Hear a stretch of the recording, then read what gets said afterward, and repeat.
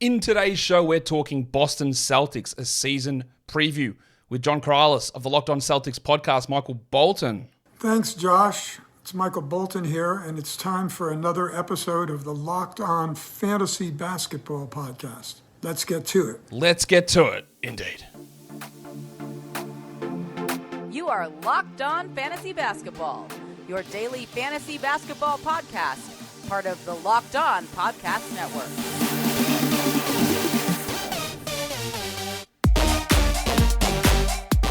Hello and welcome to the Locked On Fantasy Basketball podcast, brought to you by Basketball Monster. My name is Josh Lloyd and I am the lead fantasy analyst at basketballmonster.com. You can find me on Twitter as always at redrock_bball, on TikTok at redrock_bball, and on Instagram at Locked On Fantasy Basketball. Thank you for making Locked On Fantasy Basketball your first listen every day. We are free and we are available on all platforms. Again, reminder, this is the last show that I'm going to promote it for this week. The FBI Locked On Fantasy Basketball World Cup. There's an entry form in the description on YouTube and in the show notes for the podcast. We'll be doing a separate entry form next week as we look to fill 24 individual 12-team leagues in this gigantic 48-league World Cup. We're going to fill 24 of them over the next 2 weeks. $20 entry fee, 9-cat league. Get in it. Fill in that entry form. You'll get notified within the next week or so whether you have gotten a spot, but there will be a different entry form for next week. And now, as I hit the microphone, now we're going to talk Boston Celtics with quite a bit of fantasy intrigue. So we might as well get into that right now. John Karalis, welcome back to the show. It's my pleasure, as always. It's good to have you here to talk about this Boston Celtics team, which does have a little bit of intrigue, I think, heading into this season. We're going to go straight into just talking about the changes on the roster. That's how we're starting all of these shows, because there are big changes here. Kristaps Porziņģis comes in, of course. They draft Jordan Walsh. They sign O'Shea Brissett, Delano Banton. Jay Scrubb is here on a two-way, but they do lose one key player, one starter in Marcus Smart. Grant Williams, who was... I was going to say he's a rotation player, but there were some nights where he wasn't. But as a general rule, he's a rotation player. So Smart and Williams are gone. Mike Muscala, Blake Griffin, Findo Kabengele, and Justin Champagnie was just waived recently. The quick question here, John, is this is a clear change in style or mentality. We all know Marcus Smart is the heart of this team and their heart and soul. We've heard that so many times with the locker room. And they didn't make this deal so that they could acquire the draft picks in it. They did it because they want to be some sort of style change in what they're doing. Is that accurate? Yeah, I think a couple of things here. I think that style change with Joe Mazzulla is something that they kind of saw, they wanted to lean into. And, you know, my whole approach last season was if you're gonna have Marcus Smart on your team, use him as your point guard. Use him as the guy that sets the offense up. And run through him and have Jason Tatum, Jaylen Brown catching the ball on the move. And they just never really leaned into that. It ended up being a lot of Jason Tatum, Jaylen Brown on the ball. And then Marcus Smart ends up spotting up. And if I had said many times, if that's how you're going to do it, and I'm a big Marcus Smart guy, if that's how you're going to do it, then you're wasting Marcus Smart. You got to go in a different direction. And they decided to go in the different direction. They're going full Mazzulla ball. And the other thing is that you hear Wick Grossbeck, Celtics owner, talk, and he said that the team had a meeting, the brain trust, him, Brad Stevens, Joe Mazzulla, they all had a meeting. They decided we can't bring back the same team. You read between the lines, I kind of feel like that means, well, you can't just have it be Jason Tatum and Jaylen Brown.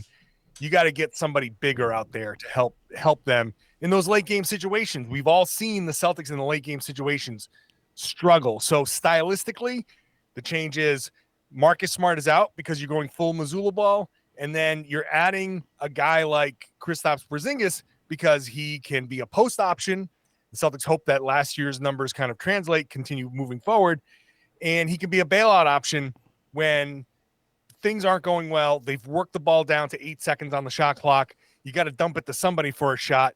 If Tatum is covered, if Jaylen is covered, now you've got Porziņģis. So stylistically, that's a different option at the end of the shot clock. So they've made a couple of big decisions in that regard. Look, it's obvious that Porziņģis is a really strong offensive player. He's a pretty good rim protector as well. Not much of a passer, but we'll get to that a little bit later on. But I guess the curious part of that is that while you've got two other centers on this team in Al Horford and Robert Williams, and yeah, the Horford, I guess, can play a little bit at the four. Porziņģis can play at the four as well. But it does create an issue where I guess this team got criticized quite a bit last season in terms of like they don't create for others, they're not a great passing team, and then your point guard goes and you bring in another guy who's a significantly worse passer and probably the worst passer out of all of the three big men who are going to be in line for minutes there. So that criticism wasn't addressed, it was almost doubled down on. Yeah, I think their whole goal it's not going to be leaning into the passing. It's not going to be they just need to pass well enough, right? They're not going to be a 30 assist team every night. Now they can be just by virtue of hitting a bunch of shots, and they're going to take a high volume of 3-pointers again for sure. The passing, the creation, I think their attitude is we've got high level offensive players. The threat of Tatum and Brown and Porziņģis and Derek White, who had his best season yet, and if Robert Williams is on the floor, the threat of him rolling down the middle, all of that stuff is going to create the space that these guys can create shots for themselves. So it's not necessarily that they're going to have to work hard. Everybody's going to have to be a great passer, and they're going to have to create shots because they're just phenomenal at setting each other up. It's everybody here is a good offensive player. They're going to have their own gravity. That's going to create driving lanes. And all they need to be able to do is read the defense and make the next right play. And it doesn't have to be, prime Jason Kidd. It doesn't have to be, Rajon Rondo. It doesn't have to be crazy, vision. It just has to be the next right pass. And if you could just make that one or two, then they'll be fine. All right, so it is an interesting change and it is an experiment. We'll see how it all works. But you're right that, the way that Joe Mazzulla took over last season, he didn't really get a full off-season to put in what he wanted to do. He was running with the old roster, old schemes, and all sort of stuff. And to get to where they did was huge. There's a lot of criticism, obviously, of Mazzulla. But now, towards the end of the season, he gets an opportunity to try things a little bit differently. Well, let's talk about injuries because there's a couple of things we need to talk about. There's this rumor around at the moment. Now, I'm recording this on Tuesday, my time. It's Monday night, your time, but it's not airing for a couple of days. That Porziņģis has maybe hurt his foot preparing for the World Cup, but then there's reports that that's garbage. Where are we at with that? Good question. He's out there. The video is out there of him shooting. He looks like he's moving well. I'm a proponent of being as cautious as possible with him. So if there's anything, if there's a hangnail, I'm saying sit him down, get him ready for the season. This is such a critical season for the Celtics. They just went through a season where, at a much lower scale, they lost Danilo Gallinari in international competition. They do not want to see a return to that for a Latvian team that really has no chance making any noise. But as far there's just denials all over the place, and the Celtics aren't talking, so there's no real good clear answer other than there are denials and there's video of him seemingly moving around well. So for now he's playing. We hope that there is nothing that's actually going on, and I hope there's mistranslations or misreportings or whatever it is. But there has also been this situation with Malcolm Brogdon where he was traded to the Clippers, and then that was, I guess, nixed because of the elbow issue, which clearly, I'm not even going to say bothered him in the playoffs, but it ruined him in the playoffs. He couldn't do anything. Couldn't shoot. He came back. He was dreadful. And the fact that 2 months later or a month later, before the draft, it still seemed to be a problem. Do we know where we're at with that? Is this an ongoing issue heading into the season? The Celtics have been saying that this is a rehab situation, no surgery. He's on course to fully recover in time for the regular season. And that's the last kind of word on the injury. They're letting Malcolm and his people kind of guide that. Their surgery was on the table, and there's a part of me that wonders if surgery will remain on the table, especially if he feels slighted. I expect him to be professional, and if he needs surgery he would have gotten it by now. But you know how it goes, man. You hear the old Scottie Pippen delay surgery until the beginning or right before training camp because you don't like how things are going. He was traded, and the Clippers said, no, never mind. And so that Joe Mazzulla admitted flat out, there are basically, he said, in not so many words, there are fences to be mended with Brogdon. So if that doesn't go well, then I don't expect it. But, man, I wouldn't be surprised either if there is a late kind of, oh, wait, we are going to do surgery just because. But for now, the word is no surgery, fully recovered, and is expected to be fully recovered by the time training camp rolls around. We're going to talk about your projected starting five in a second, John, but today's episode is brought to you by FanDuel Sportsbook. Not FanDuel season, football. It's always FanDuel season. Football season is here, is kicked off in the preseason, and FanDuel is giving you the chance to win all season long, because right now when you bet on a Super Bowl winner, you get bonus bets every time that they win in the regular season. Pick any team to win the Super Bowl and you'll get bonus bets for every victory. Now, John, I don't think picking the Patriots to win the Super Bowl is going to get you huge bonus bets from regular season wins. Maybe it's Bailey Zappi time. I don't know. But you can find a good team and get those regular season wins up there and get those bonus bets, which you can then use on Patriots games, on spreads and money lines and over-unders and player props and all of it. It's all there over at FanDuel. So go to FanDuel.com/lockedon. You start earning bonus bets with America's #1 sportsbook. That's FanDuel.com/lockedon. Also, don't forget to gamble responsibly. All right, John, your projected starting five is actually different to my projected starting five. And I remember in the past we've had some disagreements about this, and you were right. So I'm gonna be really absorbent of what you're telling me here, because the first three, no problem. Derek White, Jaylen Brown, Jason Tatum, absolutely those guys are starting. There's no question about it. Kristaps Porziņģis, absolutely no question about it. He is starting, but it's the fifth position that I'm a little bit up in the air about. You've got Robert Williams in there. I think it's Al Horford, and I understand arguments both sides. And I'm going to preempt one of your arguments here. I think you're going to say they'll put Al Horford on the bench to help preserve and keep his minutes in check. And then I'll also reverse you and say, well, shouldn't they do that for Robert Williams and his knee issues as well? So I don't know if that was going to be your reasoning, but is that why do you have Williams and Porziņģis next to each other? And I'll tell you why I'm against that idea. So that is a part of why I think Al Horford does need to be preserved. I think that it just makes more sense to have, if you have this lineup, White, Brown, Tatum, Porziņģis, 4 shooters. I like the pick and roll option with Robert Williams, that vertical spacing, that lob option, that one kind of different dynamic with those guys. While on the second unit, you have Al Horford, Sam Hauser, Malcolm Brogdon. There's some shooting there that I think they can kind of work on a pick and pop game. Brogdon is so good getting to the rim on his own without necessarily needing the pick that the spacing is going to help him a little bit more.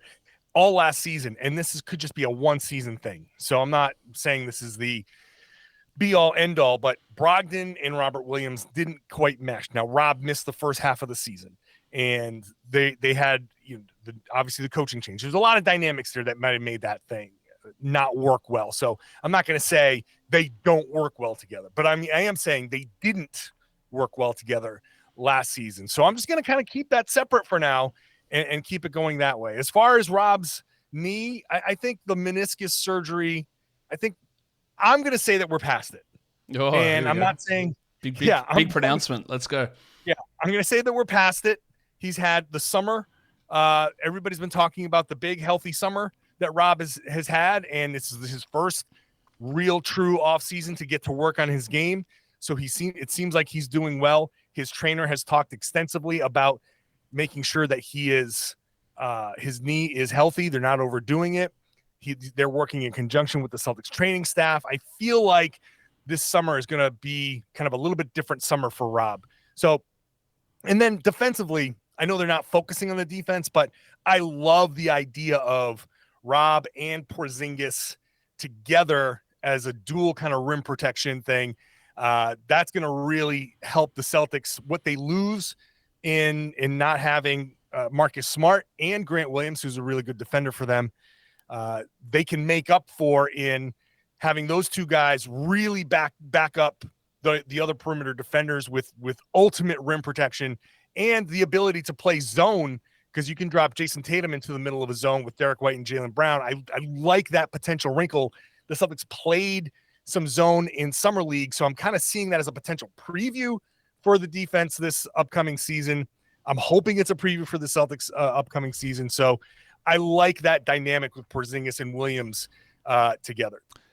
Look, again, I am going to default to you on this because, again, in the past, when you said, hey, no, they're going to start Rob and L together, I said, are they really going to do that? Like, how's that going to work? And it worked pretty well. Right? That was obviously under a different coach. And then we saw, even in the playoffs last season, Rob Williams' minutes dropped. He played under 20 minutes in four of the final 5 games of the series against Miami. He played off the bench in those games as well. My issue with it is, I understand all that, like Rob Williams, lob threat, shooting around him. My thing there is that means that those guys, neither of them have the switchability of Al Horford, I don't think, to be able to get out onto the perimeter. Rob can do it a little bit, but I think some of the injuries might have taken a little bit of that away from him. And I think you still can limit Al as a starter, but I just think the combination of having Horford's ability to be able to switch around and move on to different players and Porziņģis in there is a better combination versus those two guys who are better suited into protecting the rim and playing a little bit more drop coverage versus any sort of switching or perimeter stuff.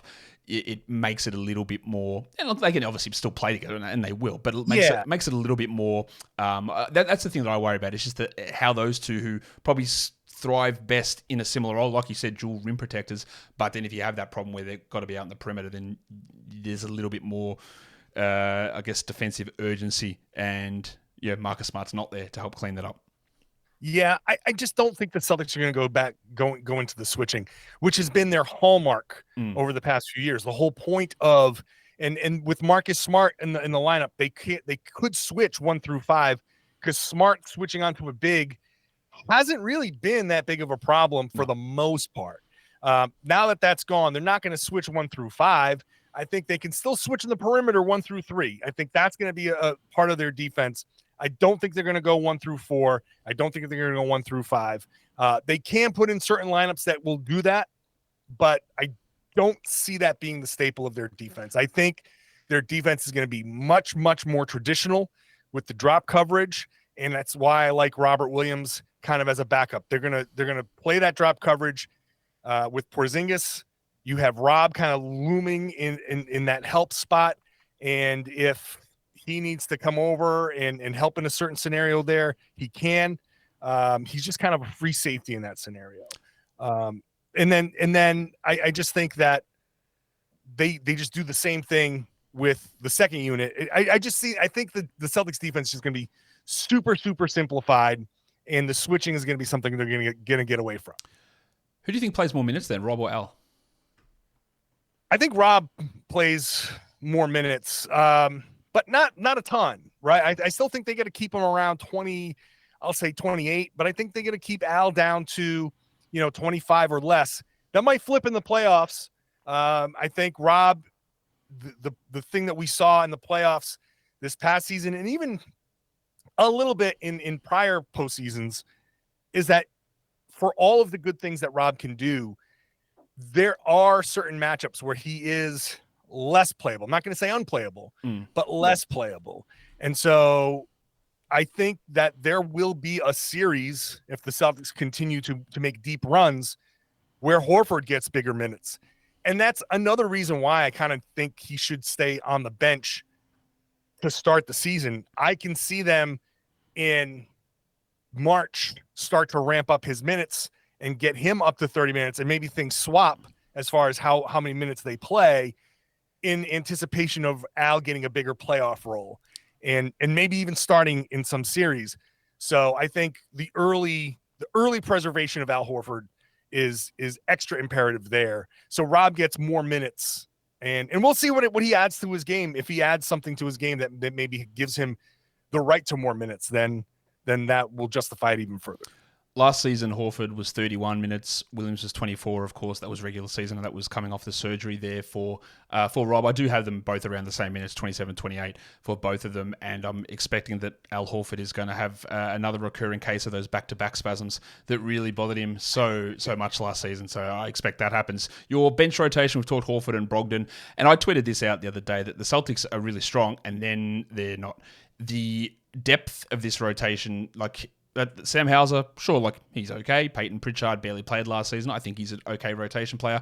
O'Shea Brissett, I'm not really convinced. But after that top 7, Brissett, Hauser, and Pritchard are in there. But that's any sort of injury and it hurts every team. But they okay. Let me rephrase it this way: do you see depth as a problem?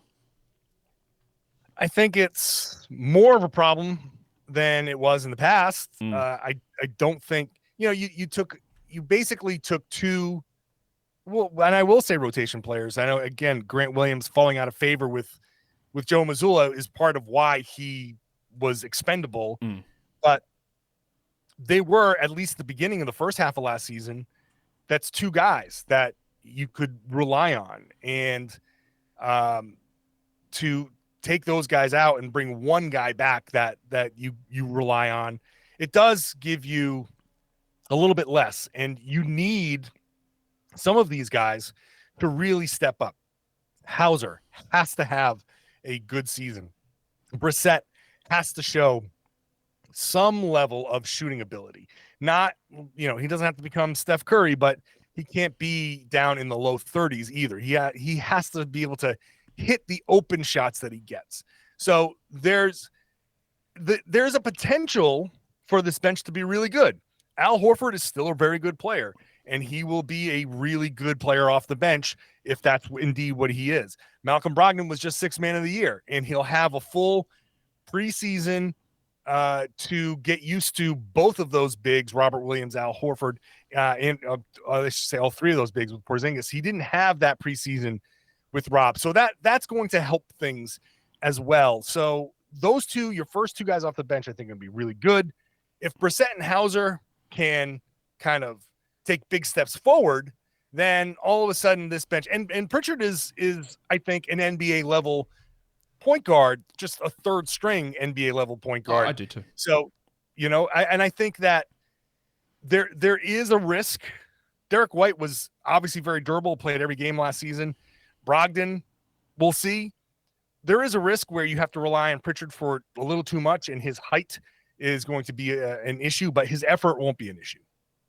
I'm not a big Brissett guy. I think the problem I see here is, and this is all true, like if White gets hurt, and he has had plenty of injury problems in the past before last season, Brogdon as well, like Pritchard stepping into a rotation role, not a problem, and playing more backup minutes, I think he's capable of doing that. The problem is that there is no wings here really at all. Like Hauser's really a 4, Brissett's a 4-5, Horford's a 4-5.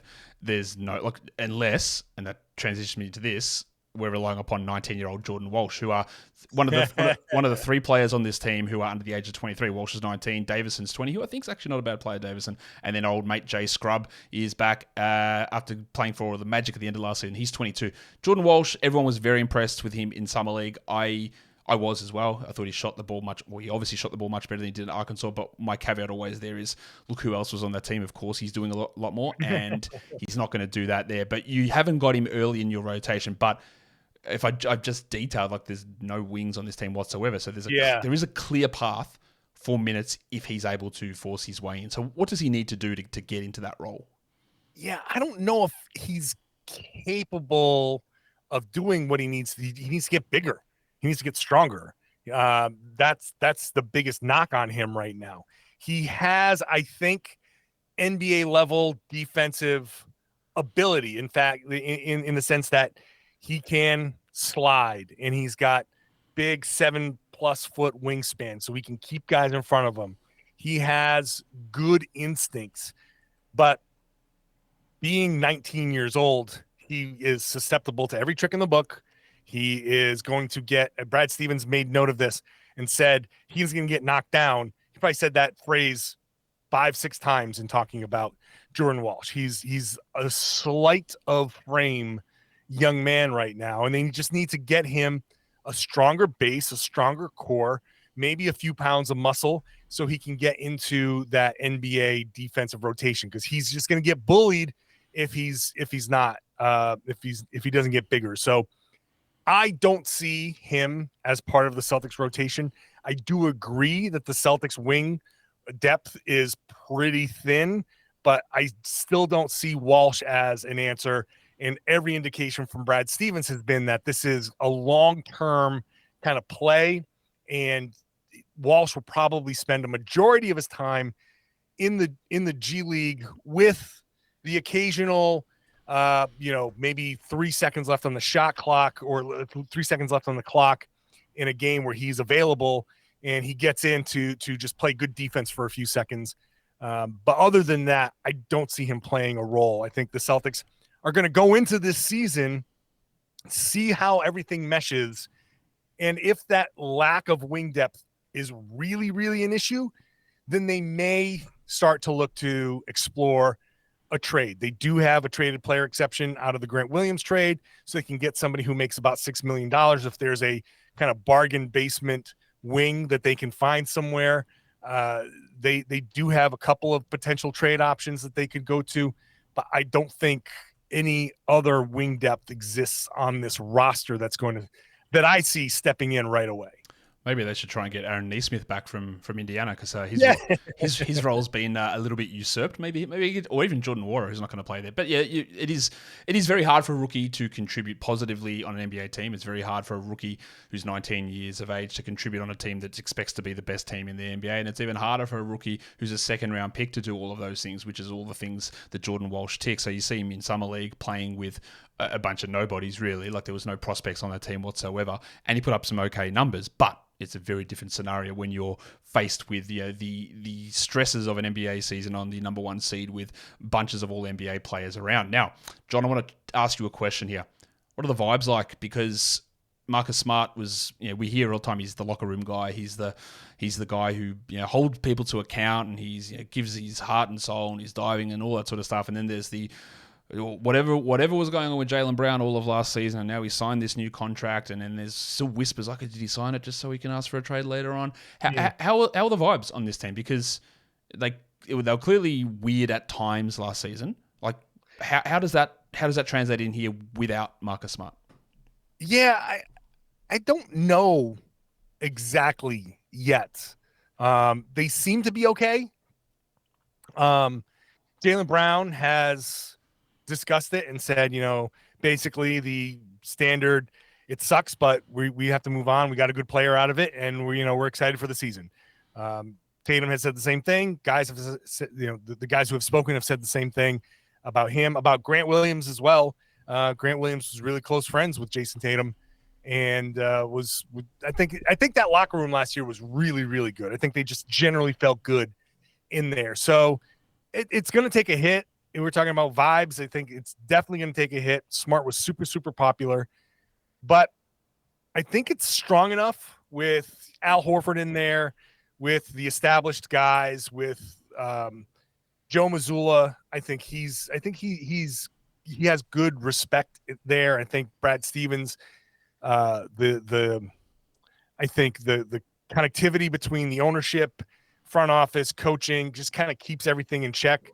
So I think the vibes are okay, but we'll see, because it's not now that we're going to find out whether the vibes are okay or not. True. It's going to be in the first losing streak. If they lose 3 or 4 in a row, who's going to be there because Marcus Smart has called those guys out in the past. Is somebody else going to do that? Is someone else going to step up and say, hey, Jaylen and Jason need to do this? Are those guys capable of taking another step forward in that regard? We'll see. We'll see how the pressure, if there is pressure this season, how that kind of exposes any of these cracks. Breakout candidate, John. Is there anyone on this team you think, they're ready for a big step forward? Ready for? I don't know if somebody's ready for it, but I'm saying Sam Hauser is going to be the most likely candidate, because he's going to need to be the guy. I don't see, like, last year was Derek White's breakout season, so I don't know that there's going to be further breakout from him. Robert Williams has some potential to be that, because he's, like I said, he's got a full summer, I believe a healthy summer, and the time in the health to kind of maybe expand his game. But I think Sam Hauser has the real potential to be that guy. First of all, it's because he started from not getting as many minutes and was very much a specialist when he did play, to, like you said, there's real wing. There's a real need at the wing, and he's going to have to play in that spot. They're going to need him to play 20 some odd minutes a game. So I think he has the potential to become a more consistent shooter. And I think if he can be a defender that can't be picked on, then he has the potential to really stay on the floor for extended periods of time, shoot through whatever little funks he might get into, and not have a whole month where he was, or 2 months where he was just terrible and ends up shooting 40% because he was just scorching hot in the other months. I'd like to see him stay a little bit more consistent around that 40% mark. So I think he's going to have the minutes just because, and I think the opportunity, knowing, having been through that whole full season, understanding what the rigors are, preparing for that, and coming in knowing what's going to be needed, I think he does have that potential to be the breakout guy. What about a regression candidate? So I have a couple. Derek White is just possible because he was so good last year. Mm-hmm. It just makes you wonder, is he going to be that good again? Can he shoot the way he shot last year again? He's going to be the primary point guard, which he was playing some point guard last season, but that wasn't his primary role. Yeah. A lot of catch and shoot. Now, just because he's the primary point guard doesn't mean there won't be a lot of catch and shoot. Like I said, Jason Tatum, Jaylen Brown going to handle the ball a ton. They're going to run the offense through those guys, and White's going to come down the floor, hand the ball off, and go, spot up in the corner or wherever, and get the opportunity to get some shots. It's just the question of, does the new role give him enough different in the game where it throws off what was working well for him last year? I'm confident that that's not going to happen. Maybe the bigger regression candidate is Porziņģis, because Porziņģis has come off the best year of his career, and you just have to wonder if he knew that he was kind of showing off for another team, if that was any part of that kind of progression. There are some numbers that are not consistent with what he has been. His shooting numbers, his post-up numbers were incredible last season. Is he going to be that guy again? If he's not, well, then there's your big regression right there. So those two guys, just because they had such outlier good years last season, have the biggest chance, I think, for steps backward.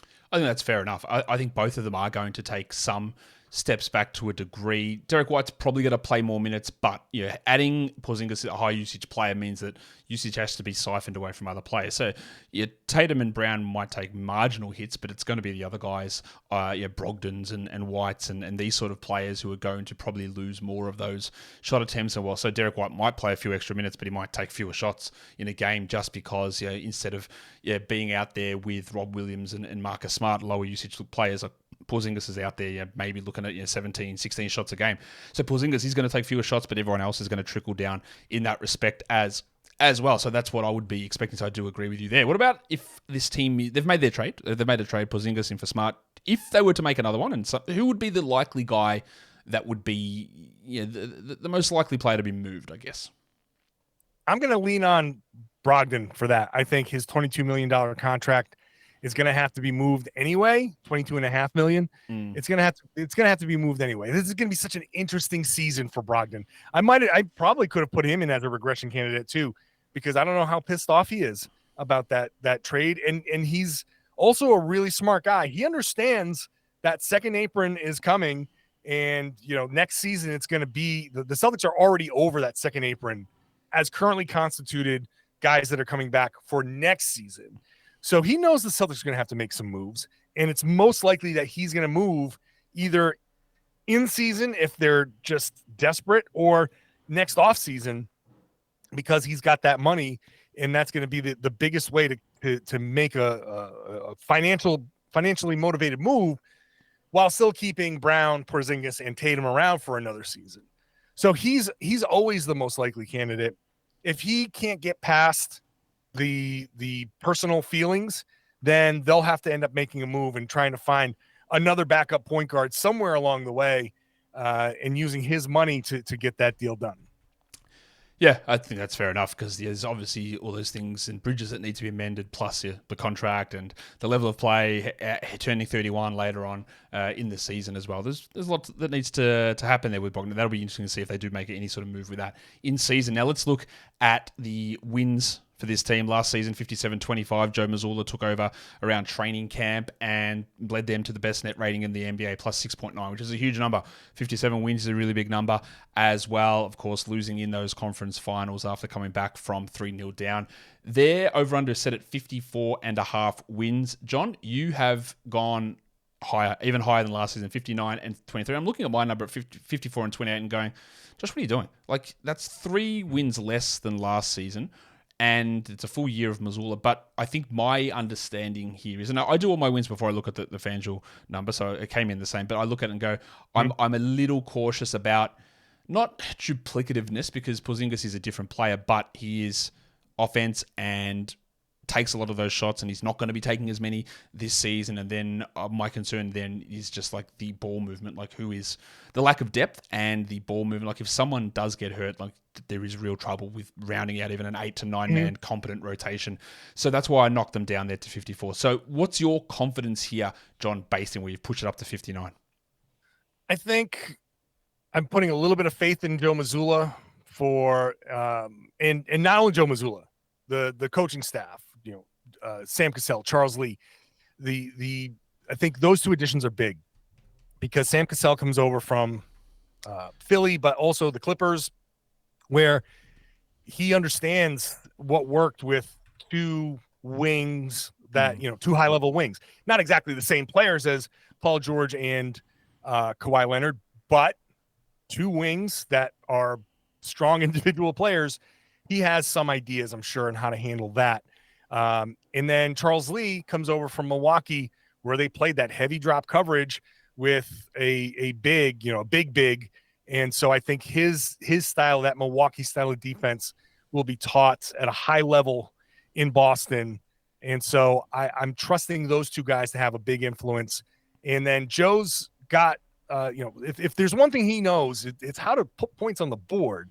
So I think the Celtics, the regular season, I think they're going to have a really good regular season. And you look around the league and you see a potential for some drop-off in Philly, depending on what happens with the Harden thing. Very curious to see what happens in Cleveland. I'm quite curious to see if Miami gets Dame or not. There are teams that could maybe take a step back that could give the Celtics a few more wins. The competition is very strong in the West. So if the East is a little bit weaker, maybe that pumps them up by a couple of wins. So I have faith that this Celtics team can add to last year's totals. I think they're going to be a very good regular season team. Now, that doesn't mean I think they're going to go off and win a championship. We'll have to see. But I think this team will be built for regular season success. I can say that. Like, I can see it totally. I'm just being a bit more skeptical in terms of, like, if something goes wrong, then I don't know how. It's not as easy to recover as what it has been in the past. But we'll see. Now, John, it's time for some fun. It's time to play a grid game.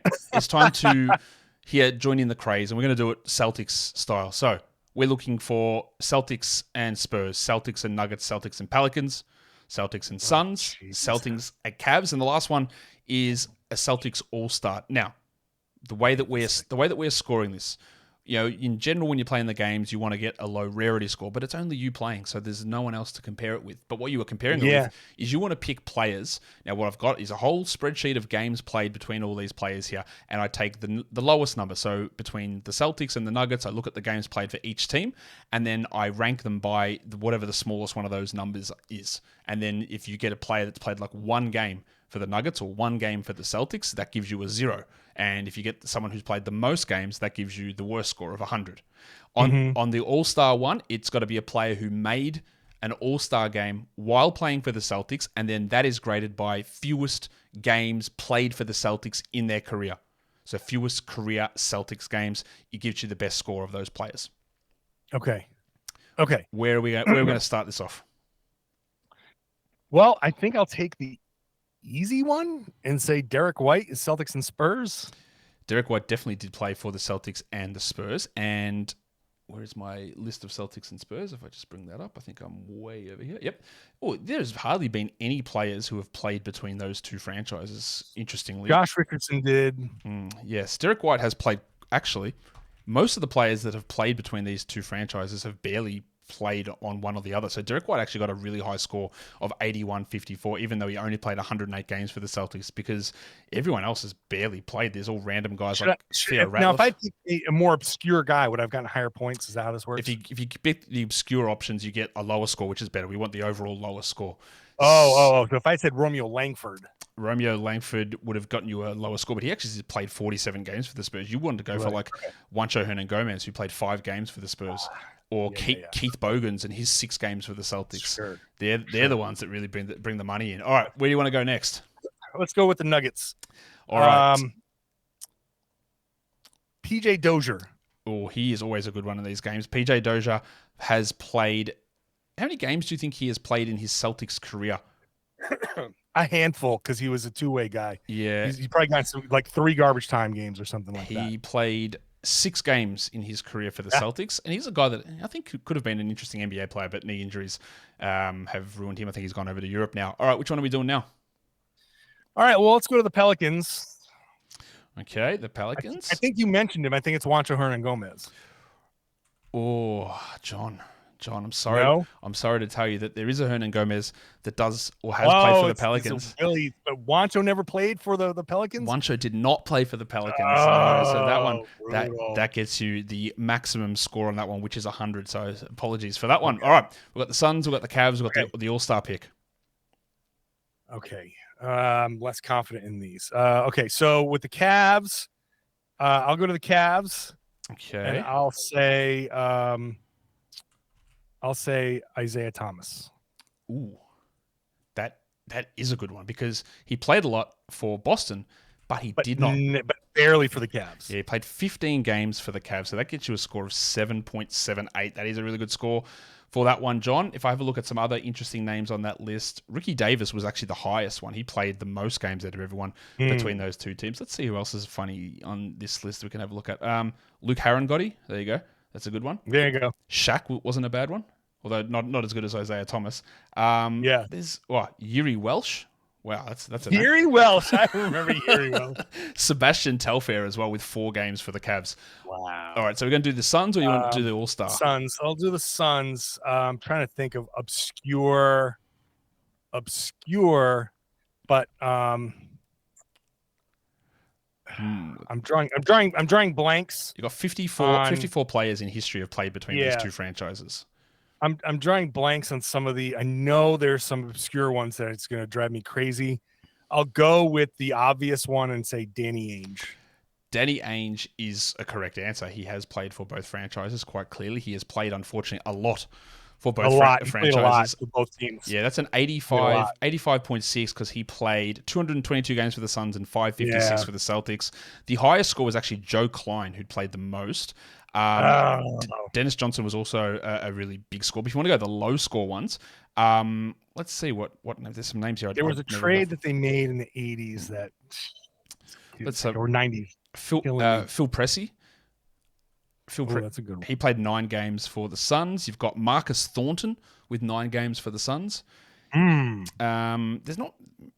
some random guys I've never. Jimmy Oliver, I don't know who that is. He played 44 games for the Celtics. Oh, here, Chris Humphries. That was a good one. He played 4 games in Phoenix. Oh, yeah. Yeah. The last one is an All-Star. So the Celtics obviously have a bevy of All-Star players in their history. I need to pick an All-Star for Boston that played the fewest amount of games. Correct. As a Boston in their Boston career. Yes.